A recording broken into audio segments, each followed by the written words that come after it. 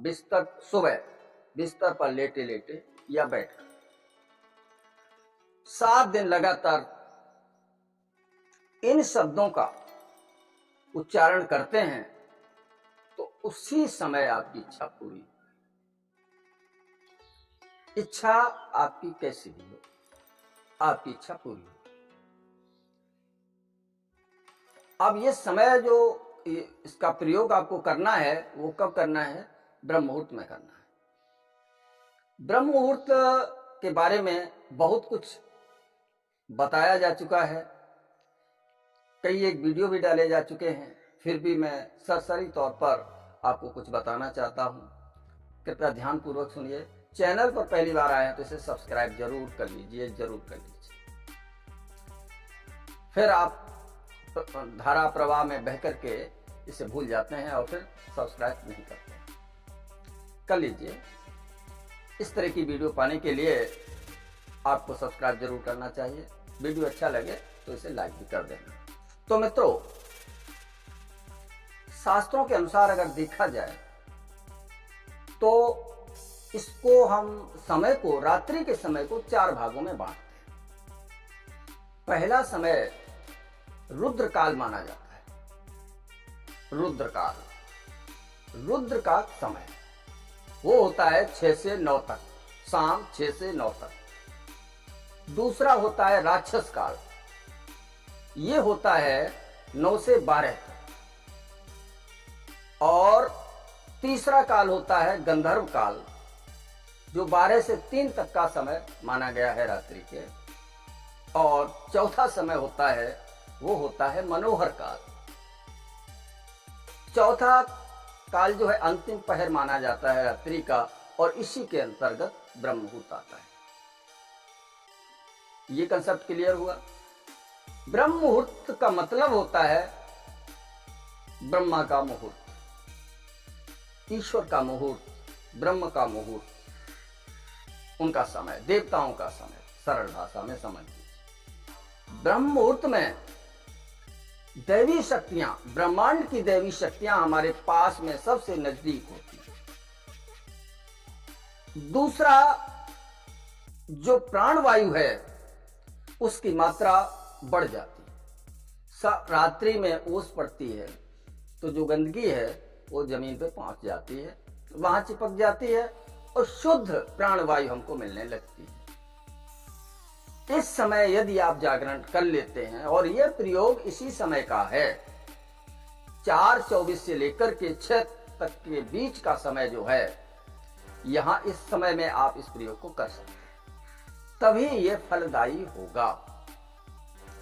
आपकी ऐसी कोई इच्छा नहीं है जो पूरी ना हो सके। तो यह ब्रह्म मुहूर्त का समय है। प्राचीन काल में एक कहावत आती थी, जल्दी सोइए जल्दी उठिए। जो लोग जल्दी सो जाते हैं और जल्दी उठ जाते हैं, प्रकृति के साथ तालमेल बना के चलते हैं, तो उस समय उन व्यक्तियों को इतना लाभ होता है, बेशक वो पूजा करें, पाठ करें, ना करें, फिर भी उन्हें जो प्राणवायु है ऑक्सीजन के रूप में रहती है, वो हमारे पूरे शरीर को एनर्जाइज कर देती है, शक्तिकृत कर देती है। हमारे अंदर जो भी रोग के वायरस हैं, बैक्टीरिया हैं, कीटाणु हैं, वो सब नष्ट हो जाते हैं प्राणवायु का सेवन करने से। और यदि उसी समय हम अपनी साधना करें, मेडिटेशन करें, जो प्रयोग बताया जा रहा है उसे करेंगे, तो निश्चित रूप से आपके ऊपर लॉ ऑफ अट्रैक्शन लागू होगा और आपकी वो समस्या या वो इच्छा पूरी होगी। समस्या है तो समाप्त। कैसे करना है मैं वीडियो में अभी आगे बताऊंगा। तो पहली बात तो ये है। दूसरी बात ये है कि जो लोग प्रकृति से तालमेल बिठा के नहीं चलते, जैसे आज की परिस्थितियां कुछ ऐसी हो गई हैं कि दिन में भी लोग ड्यूटी करते हैं, रात को भी ड्यूटी करते हैं, तो जो रात्रि को ड्यूटी करते हैं, जागते हैं, वो अक्सर बीमार होते हैं। उसका कारण ही ये है कि हमने प्रकृति के अनुरूप कार्य नहीं किया। अब हमारी मजबूरी है, रोजी रोटी कमानी है, तो मैं रात को ड्यूटी करना ही करना है। तो ये तो मजबूरी में होता है। इसके साथ में अब हम बात करते हैं कि आपको ये प्रयोग जो करना है वो कैसे करें। सबसे पहले इस प्रयोग को वो लोग ना करें जो मैं आगे बताऊंगा, जिन्हें बीपी की शिकायत है या हार्ट डिसीज है, हृदय संबंधी कोई रोग है, ब्लड प्रेशर की कोई समस्या है, तो उसे ना करें, क्योंकि इसमें सांस रोकी जाएगी। कुछ समय के लिए सांस को रोकना होगा, और वो यदि सांस रोकेंगे तो बैड इफेक्ट उनके स्वास्थ्य पर पड़ सकता है, इसलिए वो लोग ना करें। अब हमें करना है, क्या करना है, इसको बड़ी बारीकी के साथ एक एक बात समझनी पड़ेगी आपको। अगर आप चूक जाते हैं तो आपको पूरा लाभ नहीं मिलेगा, वरना ये 7 दिन की साधना है, तो इस 7 दिन के अंदर ही आपकी विश पूरी होगी, चाहे कैसी भी विश हो। लेकिन मैं एक सावधान आपको करना चाहता हूं कि आप ऐसी विश के लिए मत कहना, ऐसी विश के लिए प्रार्थना मत करना जो जिससे दूसरे का अहित होता हो, वरना इसके दुष्परिणाम आपको भी भोगने पड़ सकते हैं। आप वही विश को पूरा करने के लिए बोलेंगे, स्वयं से बोलेंगे, परमात्मा से बोलेंगे, जो आपकी वास्तविक समस्या है, जिससे आप परेशान हैं, या फिर वो इच्छा जिसे आप पूरा करना चाहते हैं। आपके लिए जरूरी है कि वो आपकी इच्छा पूरी हो, बस वो आपकी इच्छा 7 दिन के अंदर अंदर ही पूरी होगी। सुबह ब्रह्म मुहूर्त में आप जागरण कर लीजिए 4:24 से पहले। ठीक, आप जग गए, स्नान आदि कर सकते हैं, सो फार गुड, अच्छी बात, कर लीजिए। अगर नहीं कर सकते हैं तो फिर आप एक काम करिए, अच्छे तरीके से हाथ पैर मुंह धो डालिए, ब्रश वगैरह कर लीजिए। ठीक, इतना आपने कर लिया। अब एक ऐसी विश, एक बार में एक ही विश चुनना है आपको, एक ही इच्छा चुननी है, एक ही समस्या चुननी है, उसी पर पूरा फोकस देना है। तो आप इसके लिए अपनी विश को तैयार कर लीजिए। वो विश ज्यादा लंबे शब्दों में नहीं होना चाहिए, मात्र एक लाइन में हो, मात्र एक लाइन, बस इतनी सी विश, इतने शब्दों में अपनी विश को पूरा करना है, बोलना है। आप उस कमरे का चयन करिए जहां शुद्ध वायु आती जाती हो, एयर वेंटिलेशन सही हो, वहां आप आसन बिछा लीजिए, पूर्व दिशा की तरफ मुख कर दीजिए, बैठ जाए, कमर सीधी रखिए, गर्दन सीधी रखिए, और दोनों हाथ अपने घुटनों पर रख लीजिए, उनको मुट्ठी बंद कर दीजिए। ये आपकी पोजीशन होगी, इस पोजीशन में आपको बैठना है। बैठने के बाद 2-3 मिनट के अंदर आप अपनी सांस, जो सांस है उसको सामान्य हो जाने दीजिए।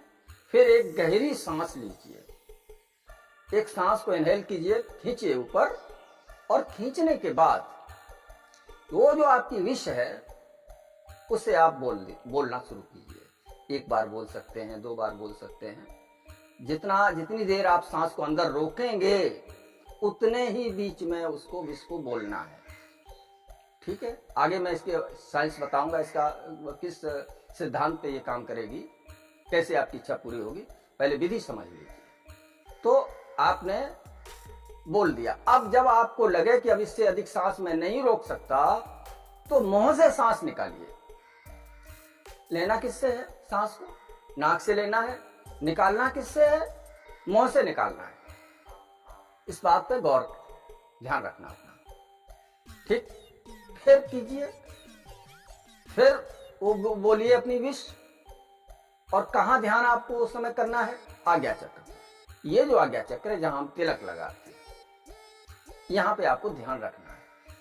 आपके कोई इष्ट हैं, कोई भी इष्ट हैं, उनका ध्यान करिए, उनका चित्र मस्तक पे लाइए, और या फिर कोई इष्ट नहीं है तो प्रकाश रूप को देखना शुरू करिए और वहीं पर अपनी प्रार्थना करिए। ठीक है, यहां तक क्लियर हुआ? अब आपको करना यह है, 11 मिनट तक आपको यह प्रयोग करना है। लगातार 7 दिन तक करना है। किसी भी दिन गैप हुआ तो विष आपकी पूरी होने की संभावनाएं गिर जाएंगी, पूरी नहीं भी हो सकती। 7 दिन लगातार आपको ये प्रयोग करना है। आज का काम हुआ, इसी तरीके से फिर करेंगे, लगातार कंटिन्यू 7 दिन आपको करना है। इन्हीं 7 दिन के अंदर आपकी विष पूरी होगी। अब ये कैसे होगा? तो सबसे पहली इसमें चीज है प्राणवायु। जब प्राणवायु आपके नाक के द्वारा शरीर में जाएगी तो जो शरीर के रोग के तंतु हैं वो समाप्त हो जाएंगे। ठीक, आपका शारीरिक स्वास्थ्य अच्छा होगा। जब शरीर स्वस्थ होता है तो मन भी स्वस्थ होता है। ध्यान रखना इस बात का। शरीर अस्वस्थ है तो मन भी रोगी है, या मन रोगी है तो शरीर भी रोगी है। मन स्वस्थ है तो शरीर भी स्वस्थ है। तो शारीरिक और मानसिक तौर पर आप सुदृढ़ होंगे। ध्यान आप कहाँ कर रहे थे? ध्यान आप कर रहे थे आज्ञा चक्र पे। तो आज्ञा चक्र जो है, आज्ञा चक्र इसका नाम क्यों पड़ा? क्योंकि यहीं पर आकर के हम आज्ञा देते हैं, संकल्प करते हैं, इच्छा व्यक्त करते हैं, मनोकामना के लिए प्रार्थना करते हैं। तो इसी चक्र पर ध्यान रख करके करते हैं, इसलिए इसका नाम आज्ञा चक्र। ठीक है। अब जब आप यहां पर ध्यान करेंगे और सांस अपनी रोक लेंगे, सांस रोकने से क्या होगा? शरीर के अंदर एकदम आपातकालीन स्थिति बन जाएगी, इमरजेंसी पीरियड जैसा होगा, क्योंकि सांस रुकी हुई है। अब जब सांस रुकी हुई है तो आपका माइंड भी अनेक विचार नहीं लाएगा, आपका एक विचार पर ही फोकस हो जाएगा, माना एकाग्रता आ जाएगी। और जैसे जैसे ये फोकस गहरा होता चला जाएगा और आप अपने उस विचार को बार बार दोहराएंगे तो आपका विचार चेतन मन से, ये दोहराना किससे होगा? चेतन मन से होगा। अब चेतन मन से तो होगा नहीं, तो चेतन मन से वो ट्रांसफर हो जाएगा अब चेतन मन। उस समय आपके लिए लॉ ऑफ अट्रैक्शन काम करना शुरू कर। एक बार आपकी बात अब चेतन मन ने स्वीकार कर ली, सबकॉन्शियस माइंड ने स्वीकार कर ली, तो आप निश्चित मान लीजिए वो विश आपकी पूरी होने से कोई नहीं रोक सकता। आपकी वो विश अवश्य पूरी होगी ही होगी। तो आपके लिए लॉ ऑफ अट्रैक्शन काम करेगा। बात स्पष्ट हुई? कैसे आपकी इच्छा पूरी होगी? कोई देवी देवता जो है आपको आशीर्वाद भी तभी देगा जब आप पात्र होंगे, और ये पात्रता आपका अवचेतन मन सिद्ध करेगा। अवचेतन मन ये नहीं देखता कि आप क्या मांग रहे हैं, अवचेतन मन ये देखता है कि आपने जो मांगा वो पूरा होना चाहिए, उसको करने में जुट जाता है, और वो 7 दिन के अंदर ही अंदर आपकी विश को पूरा कर देगा। तो इस तरीके से ये विज्ञान पर आधारित प्रक्रिया है, और वैज्ञानिक तरीके से ही इसमें लाभ होना आपको शुरू होगा। इतना क्लियर हो। सावधान मैं आपको यह करना चाहता हूं कि अगर आपने उल्टे सीधे कमांड, यानी उल्टी सीधी इच्छा आपने मस्तिष्क को दी, तो इसके एडवर्स रिएक्शन भी हो सकते हैं, आपको नुकसान भी हो सकता है। तो आप वही इच्छा करिए जो जायज हो, आवश्यक हो आपके लिए, परमात्मा से उसी को मांगिए। ऐसी इच्छा की कल्पना भी मत करना कि किसी का नुकसान हो जाए। वो नुकसान उसका तो बाद में होगा, आपका पहले हो। कारण उसका अग्नि उसी चीज को जलाती है जहां से वो प्रकट हुई है, सबसे पहले उसी को जलाएगी। गर्मी दूसरों को तो बाद में मिलेगी, वो पहले जलेगी। इसलिए किसी का आहत करने की मत सोचना। आपकी इच्छा अवश्य पूरी होती है, क्योंकि जैसा भी आपने कमांड दिया है, तो यदि वो कमांड आपका अवचेतन मन स्वीकार कर लेता है तो वो इच्छा निश्चित पूरी होती है। और अवचेतन मन स्वीकार करता है किसी भी चीज को बार बार रिपीट करने से 7 दिन तक लगातार, यदि आप 7 दिन तक लगातार इस प्रयोग को करते हैं बगैर नागा किए हुए, तो आपकी इच्छा पूरी होगी ही होगी। आशा करता हूं वीडियो में ये जो जानकारी मैंने दी है आपके लिए उपयोगी साबित होगी। अगर ऐसा है तो इस वीडियो को जरूर लाइक करें, मित्रों में भी अधिक से अधिक शेयर करें। चलता हूं, मिलूंगा अगले वीडियो में नई जानकारी के साथ। तब तक के लिए ओम नमः शिवाय, ओम नमः शिवाय, ओम नमः शिवाय।